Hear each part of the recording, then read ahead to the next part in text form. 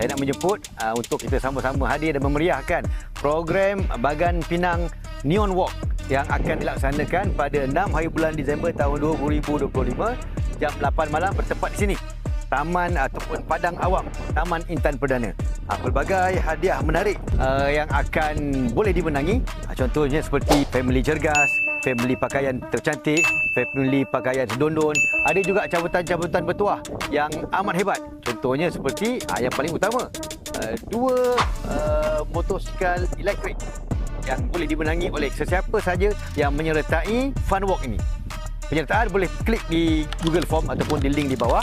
Dan kepada yang berminat, bolehlah juga kalau nak dapatkan t-shirt rasmi, goodies bag dan juga medal program Neon Walk ini.